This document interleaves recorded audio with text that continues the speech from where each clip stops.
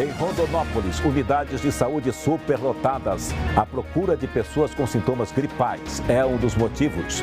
Vereadores votam hoje a Lei Orçamentária Anual de Cuiabá. Ela define quanto a Prefeitura poderá gastar em 2022. Chapada dos Guimarães se prepara para o Réveillon. As pousadas já estão com as vagas esgotadas. É o MT2 que já está no ar.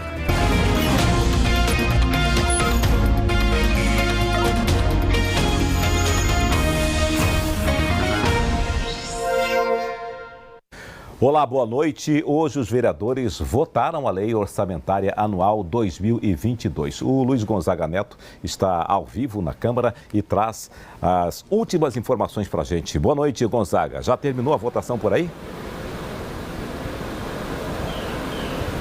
Boa noite, Elias. Boa noite a todos. Sim, a votação terminou há poucos instantes, há poucos minutos, agora por volta das 6 da tarde. E os vereadores aprovaram o orçamento, que chegou perto aí de 4 bilhões e meio de reais. Ele era de 4,2, mas houve um acréscimo aí, chegou perto de 4 bilhões e meio de reais. As pastas que mais receberam dinheiro foram da saúde com 1 bilhão e meio, educação com 715 milhões, obras com 705 milhões, gestão, onde é paga a previdência dos servidores aqui do município, teve 376 milhões e a Câmara Municipal ficou com 68 milhões de reais.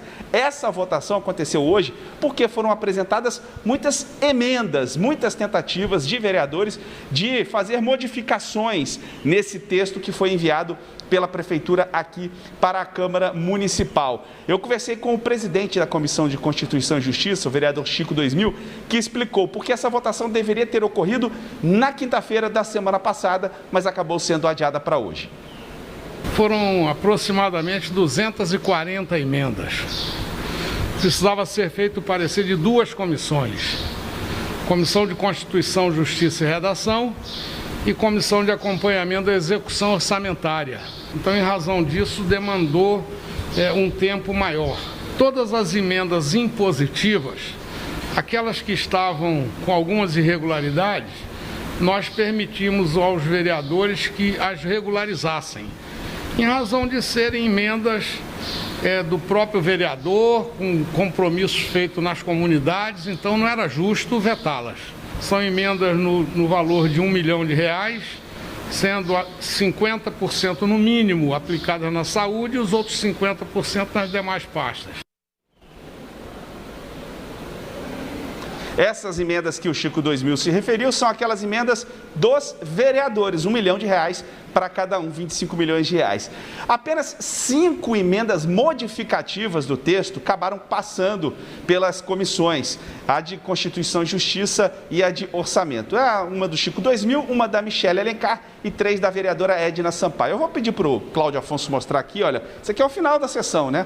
Aqui a sessão acabou há poucos instantes, a gente está aqui, e uma das emendas modificativas que foi aprovada é uma da vereadora Michele Alencar, que é aquela do passe livre para os atletas, uma emenda de R$2 milhões. Agora, a oposição reclamou muito que algumas pastas receberam menos recursos do que eles acreditavam ser importante receber, como a própria assistência social. A assistência social recebeu R$90 milhões, mas para algumas ações da assistência social foi pouco dinheiro distribuído. A gente tem um trecho de uma entrevista com a vereadora Michele Alencar, vamos ouvir. Quando a gente recebe um projeto de lei orçamentária aqui com valores tão insignificantes para secretarias que são de suma importância para impactar economicamente o nosso município, isso nos causa frustração, tristeza. Enquanto a gente aprova VEI para comissionado do Executivo, que são pessoas que não saem de dentro do gabinete, que não precisam ser indenizados por aquele serviço, a gente aprova mais de 50 milhões. E a gente tem, por exemplo, a Secretaria da Mulher com 5 milhões, o turismo, por exemplo, 6 milhões. Isso é um absurdo, porque o turismo foi muito impactado com a pandemia. Então, a gente sente que a gente está votando um projeto que é como se fosse um copia e cola de anos anteriores. Pois é, Elias, um orçamento com pouquíssimas mudanças, quase tudo do que a Prefeitura mandou para cá foi aprovado. Eu desejo um feliz ano novo para você, Elias, porque o nosso plantão está terminando. Eu vou entrar de férias a partir de amanhã e só volto em 2022. Um grande abraço para você e para todo mundo que nos assiste. Uma boa noite, Elias. Tá bom, obrigado, Gonzaga. Um grande abraço para você também. O aumento de casos de gripe em Rondonópolis levou a prefeitura a criar um plano de contingenciamento e a disponibilizar mais profissionais nas unidades de saúde e também reforçar a orientação à população. A cidade registra um aumento no número de casos de gripe e os sintomas têm deixado muita gente ruim. É sufocante. Eu tô com dor de cabeça. Tô com muita falta de ar. A minha voz tá desse jeito. Tá ruim demais. Eu não consegui trabalhar hoje. O hospital de retaguarda de Rondonópolis estava lotado, com gente esperando do lado de fora e até pacientes deitados no chão. E para atender as pessoas com sintomas de gripe, a Secretaria Municipal de Saúde elaborou novas estratégias. Nós estamos colocando mais 10 médicos nas pontas para atender as unidades hospitalares. Então nós estamos com um exército na rua também, dos agentes comunitários de saúde, dos agentes de combate às endemias, que levará à população rodonopolitana orientações de como deverá ser feitos os cuidados, de que modo e aonde procurar, quando procurar e quais locais procurar caso possua um dos sintomas da doença. Os pacientes com sintomas graves que chegam aqui no hospital de retaguarda passam por um exame de Covid para diagnosticar se é a doença ou não. Com os casos de gripe aumentando, as orientações da Secretaria de Saúde são as mesmas: continuar usando máscara, evitar aglomerações e higienizar bem as mãos. As pessoas com sintomas leves devem procurar a unidade de saúde mais perto de casa. Já no pronto atendimento infantil, que geralmente atende cerca de 60 crianças por dia, ontem atendeu 530 com sintomas de gripe. Nós tivemos aí 500% de aumento. Né? Como que você consegue absorver com a estrutura dessas? Então, assim, hoje nós estamos sentados aqui tentando elaborar uma outra forma. O que é de emergencial? É você aumentar seu contingente de médicos, enfermeiros, técnicos, né? Sobre a lotação no hospital de retaguarda de Rondonópolis, a gerência da unidade informou que ontem houve uma demanda muito além da média, porque muitas pessoas procuraram atendimento médico com vômito e diarreia. E que, além disso, também houve muita procura de pessoas com sintomas gripais. Por isso, os pacientes tiveram de aguardar mais um tempo por atendimento. Tangará da Serra também registrou um aumento nos casos de pacientes com sintomas de gripe. Carol Lynch. Nas últimas 2 semanas, o número de atendimentos a pessoas com sintomas gripais aumentou na UPA de Tangará.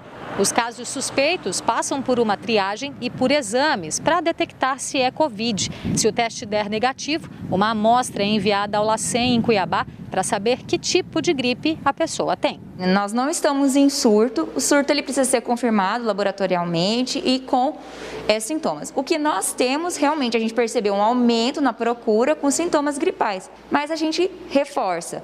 Está com sintomas graves, realmente precisa procurar com urgência e se organizando no sentido de não esquecer o uso das máscaras e a limpeza adequada das mãos. Até agora, nenhum caso de H1N1 ou H3N2 foi detectado no município. E a vacinação contra a gripe segue normalmente nas unidades de saúde. Continuamos a falar de saúde pública, agora sobre a vacina contra a Covid-19 para crianças. Sobre isso, nós temos uma boa notícia e quem nos conta ao vivo é o repórter Natan Goulart. Boa noite, Natan.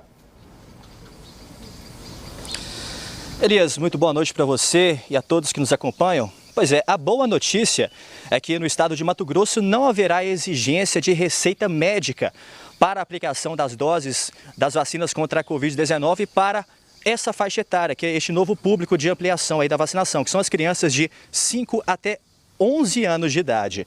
Na resolução que saiu hoje, no começo da tarde, a Comissão Intergestores Bipartite do Estado de Mato Grosso aprovou a vacinação para este novo público. Então, para que as crianças sejam vacinadas, elas precisam estar acompanhadas pelos pais ou responsáveis no momento de se vacinar, para que haja também o registro da vacinação, elas precisam encaminhar os documentos oficiais de identificação dessas crianças na hora de se vacinar. E olha só, Elias, a comissão também afirmou que a vacinação para este público, que são as crianças de 5 até 11 anos de idade, terá início após o repasse, o envio de doses específicas para este público do Ministério da Saúde. Ainda foi informado que a vacinação só terá início após a emissão da nota técnica também do Ministério para a aplicação das doses nessas crianças. Ou seja, uma ótima notícia, uma ampliação de público para as vacinas, para a vacinação contra a Covid-19. Isso significa que mais pessoas imunizadas em todo o estado. Elias. Muito obrigado, boa noite. Os moradores de Poconé vão ter que seguir medidas mais restritivas no esforço de conter o avanço da Covid-19. O prefeito Tata Amaral baixou um decreto que impõe, entre outras medidas, toque de recolher entre a meia-noite e 5 da manhã. Proíbe eventos e limita o número de participantes nas confraternizações familiares. O decreto também proíbe a presença de público em eventos esportivos, sejam públicos ou privados, e som automotivo em locais públicos. A Polícia Militar está autorizada a dispersar aglomerações em bares e restaurantes. O descumprimento das medidas pode resultar em multas e outras sanções, tanto a pessoas físicas quanto jurídicas. Bem, vamos ver agora os dados da pandemia em Mato Grosso, segundo o painel da Secretaria Estadual de Saúde. De ontem para hoje, foram registrados 350 novos casos de Covid. Desde o início da pandemia, o estado confirmou 557.003 casos da doença e 14.050 mortes. Nas últimas 24 horas, foram registrados 4 óbitos por coronavírus no estado.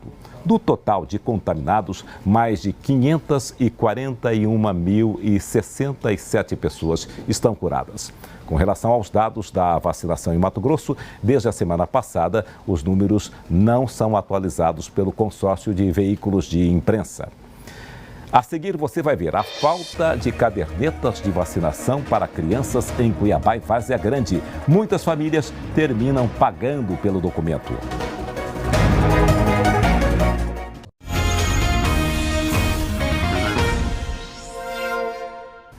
A caderneta de vacinação é um documento importante para o acompanhamento da saúde de uma criança. Deveria ser distribuído de graça, mas em Cuiabá e Várzea Grande, as unidades não oferecem e as mães terminam comprando em papelarias para ter as informações documentadas. Jaqueline comprou uma caderneta personalizada para anotar as vacinas da filhinha dela. Por dentro, é uma cópia da caderneta de saúde da criança, distribuída de graça pelo Ministério da Saúde. No SUS eu não encontrei em nenhum lugar, e aí eu comprei e paguei R$60 nesse daqui. Inclusive, para mim não sair do hospital sem nada, o que eles me deram? Isso daqui.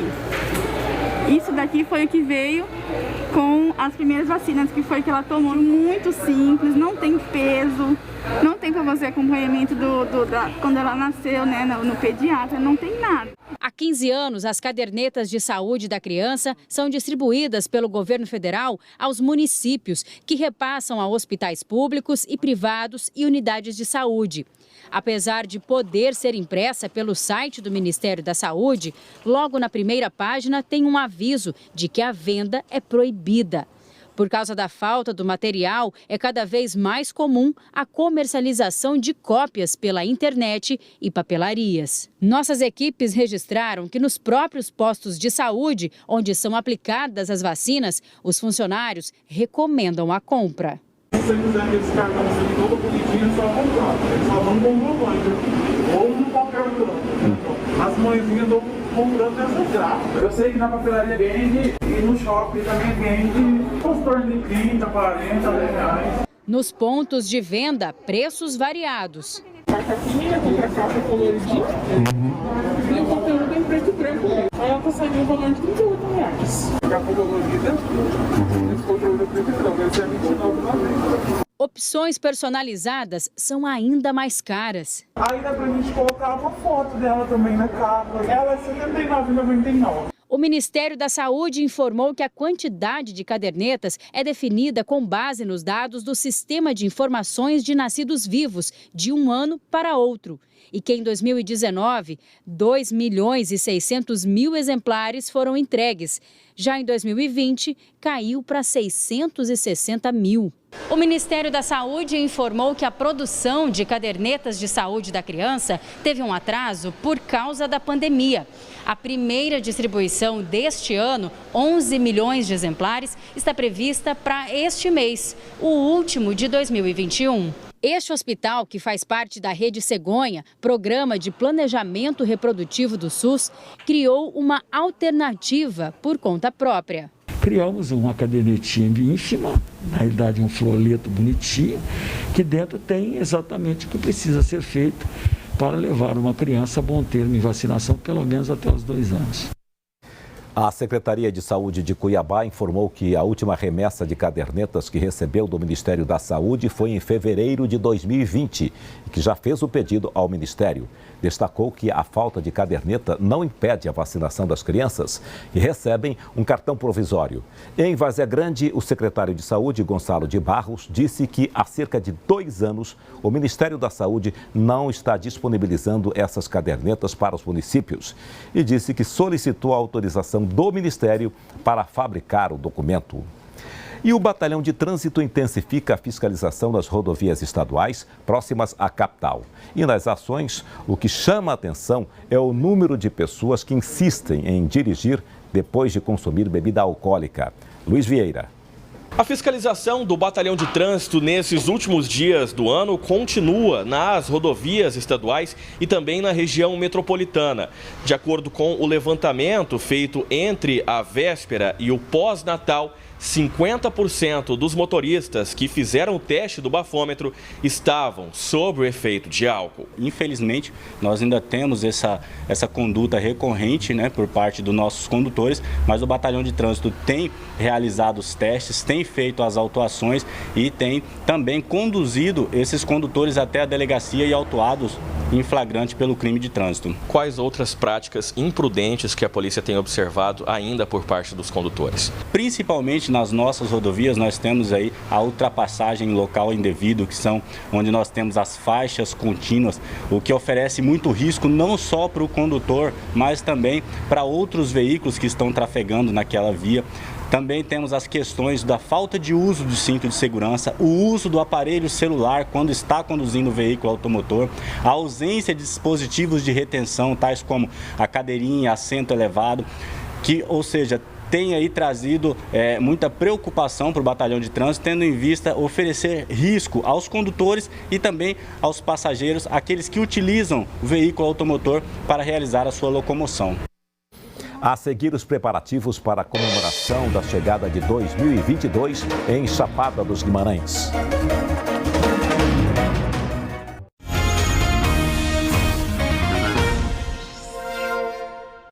O assassinato de um homem na rodoviária de Lucas do Rio Verde fez a polícia criar um esquema de segurança para o local. A Guarda Municipal também participa.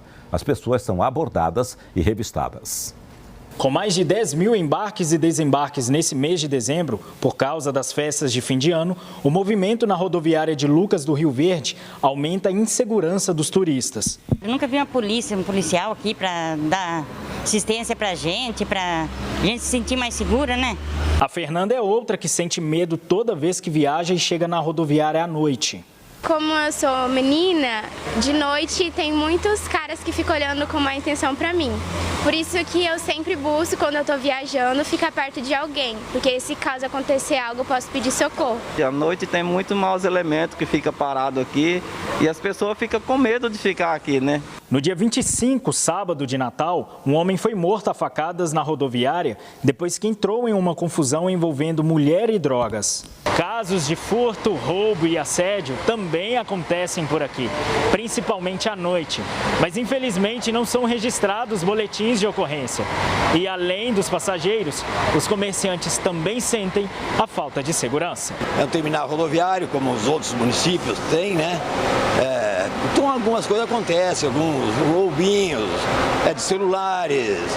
Questão de brigas também durante a madrugada, principalmente no período da madrugada, são um pouco do que a gente vê aqui no terminal.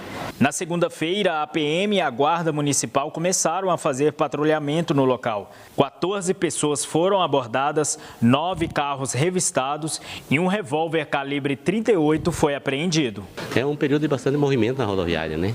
Então o motivo maior foi esse, né? De dar uma segurança maior para as pessoas que chegam visitar parentes, vêm para Lucas visitar alguém, ou até mesmo pessoas que saem daqui através da rodoviária, né? Tartarugas da Amazônia criadas em berçários foram devolvidas hoje ao rio Araguaia, em Barra do Garças. A soltura dos filhotes é resultado do projeto de preservação ambiental, que tenta proteger a espécie de ações predatórias. Quando chegaram aqui, ainda estavam em ovos. Eles foram retirados pelos voluntários das margens do rio Araguaia, onde estavam expostos à ação humana. A ideia dos ambientalistas é proteger as tartarugas da Amazônia e, assim, garantir a perpetuação da espécie. E o esforço valeu a pena. Os ovos eclodiram e os filhotes de tartaruga da Amazônia estão saudáveis. O risco de mortalidade é muito pequeno, menor do que se tivessem nascido no rio, onde ficariam expostas a predadores e atividade humana. Cerca de 4.000 ovos foram trazidos e colocados em covas artificiais. Durante 2 meses, os voluntários monitoravam essa espécie de berçário feito por eles para que os filhotes pudessem nascer em segurança. As tartarugas estão saudáveis e sabem onde querem chegar: ao leito do rio Araguaia, o ambiente natural delas. Hoje à tarde, os filhotes foram soltos. A expectativa é que eles cresçam e se reproduzam. O projeto é realizado pelo Corpo de Bombeiros em parceria com o Instituto Assis do Araguaia, Prefeitura de Barra do Garças, Marinha e Reeducandos, em fase de ressocialização. O comando do Corpo de Bombeiros Militar do Estado de Mato Grosso informou hoje que está em contato com o governo da Bahia para enviar ajuda ao Estado, que hoje conta com 100 municípios em situação de emergência devido às fortes chuvas que atingem a região. O apoio será conforme eventual demanda. Em Chapada dos Guimarães, quase tudo pronto para a chegada do próximo ano. A cidade vive a expectativa de receber turistas para comemorar o Réveillon. O trabalho é para deixar tudo pronto a tempo do Réveillon. A praça será fechada para receber o público em 2 dias de shows para comemorar a virada do ano. A gente espera um público de 5.000 pessoas dia, 10.000 no total. Serão 4 atrações por noite. Dia 31 nós temos 4 atrações e um show pirotécnico. E no dia 1º também mais 4 atrações, a partir das 22 horas até as 4 horas da manhã. Para entrar na festa, as pessoas precisarão estar de máscara e vacinadas pelo menos com as 2 doses contra a Covid-19. No município, que tem o turismo como principal atividade econômica, a expectativa é a de receber em torno de 40.000 pessoas.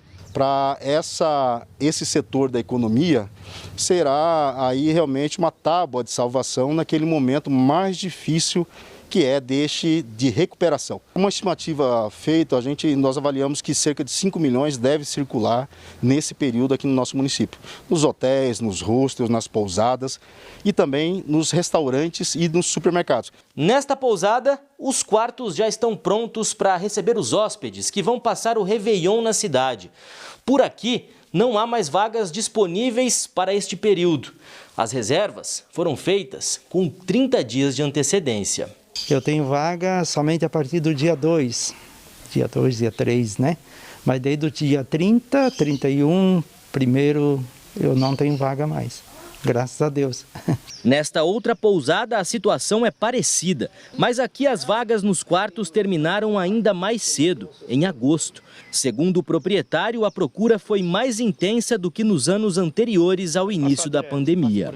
Nós trabalhávamos essencialmente com estrangeiros antes do início da pandemia. Então, os brasileiros que viajavam para fora estão agora principalmente procurando o turismo de natureza, por causa da pandemia. Então nós estamos tendo uma demanda muito superior aos outros anos. A Aline é de Goiânia. Ela está no município pela primeira vez e tem gostado muito do que tem visto na região. Nossa, aqui é muito lindo, não tem como não gostar daqui, tem todo um diferencial e a gente vai aproveitar bastante. Vamos fazer uma correção aí. Mostramos na reportagem 2 vezes o nome Oswaldo Murad. Na verdade, o primeiro personagem que apareceu com o nome Oswaldo Murad se chama Odenir Martins. Nós pedimos desculpas pelo erro. Na segunda reportagem sobre esperança, você vai conhecer histórias que nos mostram a importância de acreditar. Acreditar que é possível tornar a vida menos difícil, mesmo quando a dor é profunda. Histórias como da Ariana e de Valmir, mãe e filho. Eles descobriram que o menino estava doente aos 13 anos e, mesmo assim, não perderam a esperança de lutar pela cultura e vencer. Quando saiu o resultado do exame, o médico foi lá conversar comigo. Aí ele pediu para eu aguardar um pouco, que ele ia chamar o médico que fez a tomografia para conversar comigo. E ele deixou o exame em cima da mesa. No que ele saiu, eu abri o exame. E aí eu vi lá assim que tinha um achado de uma massa que sugeria ser um tumor. Se tiver tratamento, seja onde for, se for fora do país, eu vou. Eu não sei como, eu não sei o que eu vou fazer, eu vou ter que mobilizar o mundo inteiro se for necessário, mas a gente vai onde... Na época até brinquei, eu falei, se for lá na China, eu vou lá na China fazer esse tratamento, porque se é lá que tá a cura, é pra lá que eu vou. Agora eu cometi um erro, né? Falei lutar pela cultura. Na verdade é lutar pela cura. No caso aí que estamos abordando. A reportagem será exibida amanhã no Bom Dia Mato Grosso, no MT1, no G1 e no jornal Primeira Página da Centro-América FM. O MT2 termina por aqui. Você pode rever nossas reportagens no Globoplay e também nos acompanhar nas redes sociais. Uma boa noite para você.